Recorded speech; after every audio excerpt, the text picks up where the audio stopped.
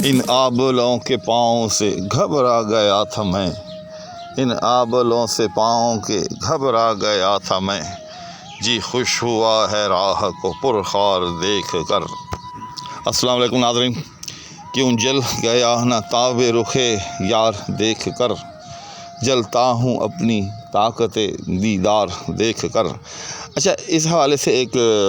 اہم وضاحت کہ اس سے قبل تقریباً تمام ویڈیوز ہی میں زنار باندھ والی ویڈیوز سے پہلے جتنی ویڈیوز ہیں ان میں نے جب بھی یہ شعر پڑھا ہے تو مجھ سے ایک سہو یا ایک بھول یا ایک غلطی، جو بھی آپ اس کو کہیں، وہ سرزد ہوتی رہی ہے کہ میں اس مصرے کو کیوں جل نہ گیا تاب رخ یار دیکھ کر پڑھتا رہا ہوں، تو وہ درست نہیں تھا۔ اس میں جل کا لفظ پہلے ہے اور نہ کا لفظ جو ہے وہ بعد میں ہے، یعنی اصل میں یوں ہے کہ کیوں جل گیا نہ تاب رخ یار دیکھ کر، اور اگر کہا جائے کہ کیوں جل نہ گیا تو اس سے یہ مصرع یوں سمجھیں کہ بے وزن ہو جاتا ہے، اگرچہ بظاہر یہ بہت تھوڑی سی بات ہے کہ جل اور گیا کا فرق ہے، دونوں لفظوں کی تقدیم اور تاخیر ہے، لیکن اس سے جو ہے یہ شعر جو ہے بے وزن ہو جاتا ہے، چونکہ اس کا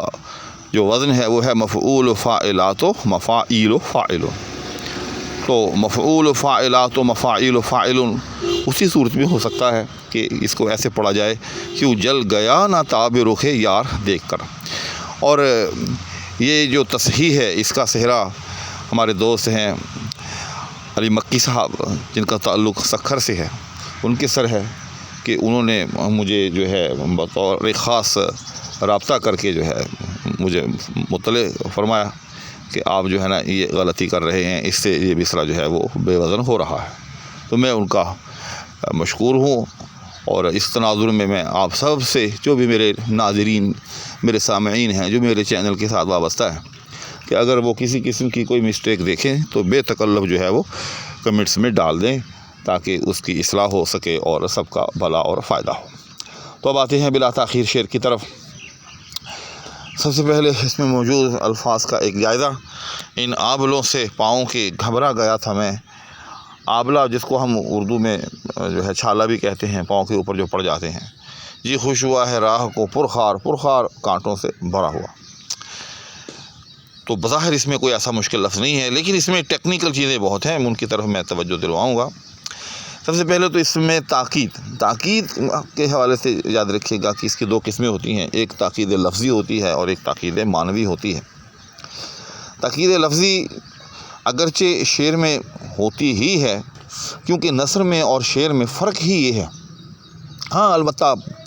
کچھ اشعار ایسے ہو جاتے ہیں، اس میں کوئی شک نہیں، کہ اگر آپ ان اشعار کی نثر بنانا چاہیں تو پھر بھی کسی لفظ کو جو ہے آپ آگے پیچھے جو ہے وہ نہیں کر سکتے، اور اس کی مثالیں مرزا غالب کے ہاں بھی بہت سی ہیں اور علامہ اقبال کے ہاں بھی بہت سی ہیں۔ مثال کے طور پر غالب ہی کا شعر ہے کہ زندگی اپنی جب اس شکل سے گزری غالب، زندگی اپنی جب اس شکل سے گزری غالب، ہم بھی کیا یاد کریں گے کہ خدا رکھتے تھے۔ اب اس شعر کی اگر آپ نثر بنانا چاہیں تو میرے خیال میں اس میں کسی لفظ کو بھی جو ہے آگے پیچھے کرنے کی ضرورت نہیں ہے۔ زندگی اپنی جب اس شکل سے گزری غالب، ہم بھی کیا یاد کریں گے کہ خدا رکھتے تھے۔ میں نے اس کو تھوڑا سا نثر کے انداز میں پڑھا، آپ نے دیکھا کہ اس میں کسی لفظ کی بھی گنجائش نہیں ہے آگے پیچھے کرنے کی، لیکن جیسے میں نے عرض کیا کہ ایسا بہت کم ہوتا ہے، ورنہ شعر میں اور نثر میں فرق ہی یہ ہے کہ نثر کے اندر جو قواعد و ضوابط ہیں کہ فاعل پہلے، مفعول بعد میں، اس طرح سے میں مثال دے رہا ہوں، تو ان قواعد و ضوابط کا لحاظ رکھنا پڑتا ہے، لیکن شعر میں ایسا نہیں ہو سکتا، کیونکہ شعر میں جو ہے وہ ترجیح وزن کو دی جاتی ہے، آپ نے وزن کی پابندی کرنی ہے، لہذا لا محالہ آپ کو الفاظ کو آگے پیچھے کرنا ہوگا۔ یعنی جو تاکید لفظی ہے وہ ہر صورت میں شعر میں موجود ہوگی، لیکن اس حوالے سے جو قاعدہ کلیہ ہے وہ یہی ہے کہ جتنی کم سے کم جو ہے وہ بہتر ہے، تاکہ پڑھنے والے کو کھٹکے نہیں، اس کے دماغ پر جو ہے وہ گرا نہ گزرے۔ تو اس شعر میں مجھے تھوڑی سی جو ہے نا، اس کے پہلے مصرے میں مجھے یہ چیز نظر آتی ہے، جیسے ان آبلوں سے پاؤں کے، یعنی ہونا تو یہ چاہیے تھا کہ پاؤں کے ان آبلوں سے، جو سیدھا سادہ ایک جملہ بنتا ہے کہ پاؤں کے ان آبلوں سے، لیکن چونکہ شعر ہے اور وزن کی مجبوری ہے، لہذا ان آبلوں سے پاؤں کے گھبرا گیا تھا میں، غالب کو کہنا پڑا۔ دوسری بات، پاؤں کا جو وزن ہے، اس حوالے سے جتنے بھی اس قسم کے الفاظ ہیں جیسے پاؤں، ماؤں، چھاؤں، تو اس کا اصل وزن تو فا ہی ہے، جیسے یہاں فا کے وزن پر جو ہے بندہ، یعنی سہ حرفی، لیکن میں نے دیکھا ہے کہ احباب اس کو جو ہے وہ فعلن کے وزن پر بھی جو ہے وہ باندھ لیتے ہیں، جیسے پاؤں فعلن، چھاؤں فعلن، تو میں اس کو جو ہے وہ غیر فصیح کہا کرتا ہوں، اگرچہ میں نے بہت سے احباب کے ہاں، بہت سے شعراء کے ہاں ایسا دیکھا ہے، اور بندہ ناچیز نے خود بھی اس کو اس طرح سے کئی مقامات پر جو ہے وہ باندھا ہے، لیکن اچھا نہیں لگتا، اچھا جو ہے یہ سہ حرفی ہی لگتا ہے۔ اس لفظی وضاحت کے بعد اب آتے ہیں شعر کے معنی کی طرف۔ تو غالب غالب ہے، اور غالب جہاں ایک شاعر ہے وہاں ایک عاشق بھی ہے، اور عاشق بھی ایسا کہ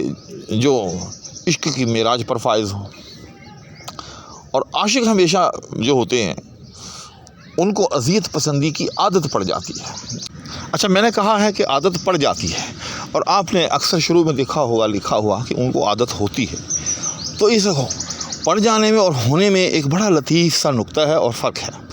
دیکھیں، عاشق جو ہیں وہ بھی انسان ہوتے ہیں، گوشت پوشت کے انسان ہوتے ہیں، معاذ اللہ وہ بھی سکون کی تلاش میں ہوتے ہیں، راحت کی تلاش میں ہوتے ہیں، بھئی انہیں کیوں اذیت پسندی کی عادت ہوگی؟ اذیت پسندی کی عادت پڑ جاتی ہے، وہ کیوں پڑ جاتی ہے؟ وہ اس لیے پڑ جاتی ہے کہ ان کو اپنے محبوب و معشوق کی طرف سے چونکہ ہر وقت جو ہے وہ اذیت کا سامنا رہتا ہے، لہٰذا اذیت سہ کر ان کو پھر اذیت پسندی کی جو ہے ایک طرح سے عادت پڑ جاتی ہے، اور ہم یہ کہہ سکتے ہیں کہ ایک گناہ ان کی فطرت جو ہے وہ مسخ ہو جاتی ہے، ورنہ ہر انسان جو ہے وہ تو راحت اور سکون کو ہی پسند کرتا ہے، عاشق بیچارہ کیوں اذیت کو پسند کرے گا؟ تو غالب کی بھی جو ہے یوں سمجھے کہ ستم پیشہ لوگوں سے ہر وقت نبرد و آزما ہو کر، ستم پیشہ لوگوں کے ستم سہ کر فطرت جو ہے وہ مسخ ہو گئی، اور یہاں تک ہو گئی ہے کہ ان آبلوں کے پاؤں سے گھبرا گیا تھا میں، جی خوش ہوا ہے راہ کو پرخار دیکھ کر۔ کہ پاؤں پر جب آبلہ ہو تو عام طور پر انسان کیا کرتا ہے؟ کانٹوں سے بچتا ہے۔ کیوں؟ پاؤں آبلہ ہو نا، پاؤں پہ بنا ہوا خدا نخواستہ، اور اس میں کانٹا واٹا چبھ جائے تو وہ پھوٹ جاتا ہے، اور اس میں سے ایک پانی سا جو ہے وہ نکلتا ہے، اور اس کے نتیجے میں پھر کیا ہوتا ہے؟ وہ زخم بنتا ہے اور اچھا خاصا تنگ کرتا ہے۔ یعنی عام طور کے اوپر ہوتا یہ ہے کہ انسان جو ہے اگر پاؤں پر اس قسم کا آبلہ ہو تو وہ کانٹوں سے جو ہے وہ بچتا ہے، لیکن غالب کے یہاں دیکھیے کہ وہ جی خوش ہوا ہے راہ کو پرخار دیکھ کر، کہ وہ راستے کو پرخار دیکھ کر، کانٹوں سے لبریز دیکھ کر خوش ہو رہا ہے کہ اب شکر ہے کانٹے نظر آئے ہیں، کہ یہ کانٹے جو ہیں اب آبلوں کے اندر جو ہے وہ چبھیں گے، جس کے نتیجے میں جو ہے یہ پھوٹیں گے اور زخم کی شکل اختیار کریں گے، اس طرح سے میری اذیت کا جو ہے وہ بندوبست ہو گیا، ورنہ تو میں پریشان ہو گیا تھا کہ یہ آبلے تو موجود ہیں اور مجھے کانٹے جو ہے وہ نظر نہیں آ رہے۔ یعنی غالب کے پاؤں پر جب بھی کبھی آبلہ ہوتا ہے یا ہوتا تھا تو وہ کیا کرتا تھا؟ وہ کانٹوں کی تلاش کرتا تھا کہ کانٹا ہو کہیں سے اور ان میں چبھے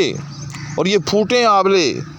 اور یہ زخم کی صورت اختیار کریں، اور اس طرح سے میری اذیت کے اندر اور جو ہے وہ اضافہ ہو۔ تو مجھے کانٹے نظر نہیں آ رہے تھے، تو اچانک جو ہے میں نے راستے میں دیکھا کہ کانٹے بکھرے پڑے ہیں،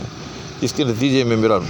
جی جو ہے وہ خوش ہونے لگا ہے، جی خوش ہوا ہے راہ کو پرخار دیکھ کر، میں راستے کو پرخار دیکھ کر، کانٹوں سے لبریز دیکھ کر خوش ہونے لگا ہوں۔ تو ناظرین، جو نقطہ اس شعر کے اندر میں نے ایک بیان کیا ہے وہ بڑی اہم بات ہے کہ عشاق جو ہیں وہ اذیت پسند ہوتے نہیں ہیں، بلکہ ان بیچاروں کو اذیت ناک حالات سے گزر کر اذیت پسندی کی جو سمجھیں کہ عادت پڑ جاتی ہے، اور یہ ایک حقیقت ہے۔ اگر آپ کسی کو یوں سمجھیں کہ غلط ماحول میں یا گندے ماحول میں رکھیں اور پھر اس کو اچانک جو ہے اس ماحول سے نکال کر جو ہے کسی اچھے اور صاف ستھرے ماحول میں لائیں تو بسا اوقات اس آدمی کی طبیعت خراب ہو جاتی ہے. کیوں؟ اس کی طبیعت جو ہے اس سے پہلے گندے اور بدبودار ماحول کے ساتھ اس قدر مناسبت اختیار کر لیتی ہے کہ وہ اسی ماحول کے اندر جو ہے خوش رہنے لگتا. تو بیچارے عشاق کا بھی یہی حال ہوتا ہے. ورنہ عاشق تو بڑے لطیف الطبع ہوتے ہیں،